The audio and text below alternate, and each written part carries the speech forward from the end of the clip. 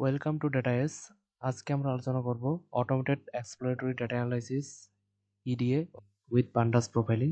So শুরু করা যাক। প্রথমে আমরা কি করব, গুগলে যাব। সো গুগল থেকে ক্লিক করব Google collab.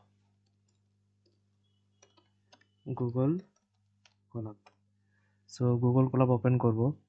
So Google collab open করার ফলে আমাদের ঠিক এরকম একটা ইন্টারফেস আসবে। সো আমরা নিউ নোটবুকে ক্লিক করব। সো নিউ নোটবুকে ক্লিক করার পর একটু টাইম লাগবে। জাস্ট আমাদের গুগল ক্লাব নোটবুকটা ওপেন হয়ে গেছে। সো এখানে আমরা কোড লিখতে পারবো। সো এখানে আমাদের ফাইলগুলো আমরা নিয়ে আসতে পারবো। সো প্রথমে আমরা কি করব, সো যেহেতু আমরা পান্ডাস প্রোফাইলিং নিয়ে কাজ করব, সো ফার্স্ট অফ অল আমাদের কি করতে হবে, আমাদের নোটবুকে সেটা ইনস্টল করে নিতে হবে। সো ইনস্টল করার জন্য আমরা কি লিখতে পারি কোডটা, সো ইনস্টল করার জন্য আমরা এটা লিখতে পারি pip install Y data profiling. So এটা দিয়ে আমরা যদি শিফট আর এন্টার চাপি, সো আমাদের ইনস্টলেশন প্রসেস শুরু হয়ে যাবে। আমাদের ঠিক এরকম দেখাবে ইন্টারফেসটা। সো এখন আমরা কি করব, সো প্রয়োজনীয় কিছু লাইব্রেরি আমাদের ইম্পোর্ট করে নিতে হবে। তার মধ্যে প্রথমে লাগবে আমাদের নামপাই এবং দ্বিতীয়তে লাগবে আমাদের পান্ডাস। সো প্রথমে আমরা কি করব, ইম্পোর্ট করব নামপাই, তারপর করব আমরা পান্ডাস।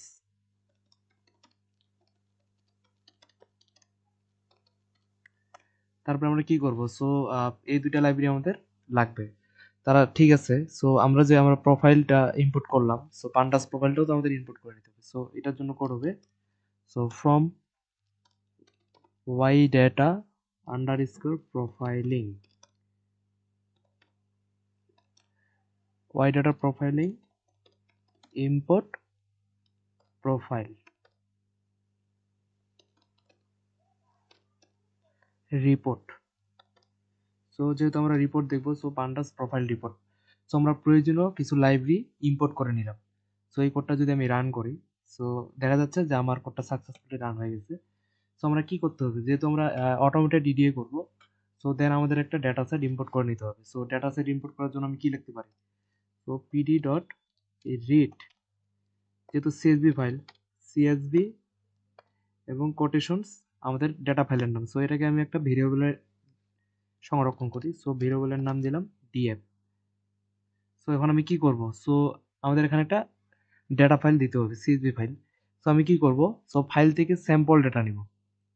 স্যাম্পল ডাটা থেকে স্যাম্পল ডাটা যদি আমি ক্লিক করি, সো এখানে দেখতে পাচ্ছেন যে গুগল ক্লাবের কিছু স্যাম্পল এখানে দেওয়া আছে। তার মধ্যে ক্যালিফোর্নিয়া হাউজিং, তারপর এমনেস টেস্ট সেট। সো আমি কি করব, এখান থেকে ক্যালিফোর্নিয়া হাউজিং ডাটাটা আমরা নিয়ে কাজ করব। সো কপি পাত করব। সো কপি পাত করে জাস্ট এখানে পেস্ট করে দিলাম। সো ডিএফ করলাম। সো ডিএফ করে যদি আমি রান করি, সো আমরা ডাটাটা আমাদের দেখতে পাবো। এই হচ্ছে আমাদের ডাটা। সো এটার জন্য আমরা কি করব, এখন পান্ডাস প্রোফাইল করে রিপোর্ট তৈরি করব, অটোমেটেড রিপোর্ট। সো আমরা কি করতে পারি, তার জন্য আমাদের নিচে কোড লিখতে হবে। সো যেহেতু আমরা প্রোফাইল করব, সো প্রোফাইল নামে একটা ভেরিয়েবল সংরক্ষণ করলাম। সো আমরা কি করব, প্রোফাইল রিপোর্ট দেখব, তাই তো, প্রোফাইল রিপোর্ট। সো প্রোফাইল রিপোর্টের মধ্যে আমরা কি দিব, আমাদের কি ডেটা সেট অর্থাৎ DF data frame. So data frame দিলাম, তার সাথে আমরা কি দিতে পারি, টাইটেল দিতে পারি। সো কি সম্বন্ধে আমাদের এই রিপোর্টটা। সো আমরা যদি টাইটেল সেট আপ করে দিই, so California California California housing price. So আমাদের রিপোর্টের নাম দিলাম ক্যালিফোর্নিয়া হাউজিং প্রাইস। আমি আবার রান করি এখানে। সো আমাদের একটু টাইম লাগবে। সো আমাদের দেখেন এখানে আমাদের রিপোর্ট তৈরির প্রক্রিয়া শুরু হয়ে গেছে। একটু টাইম।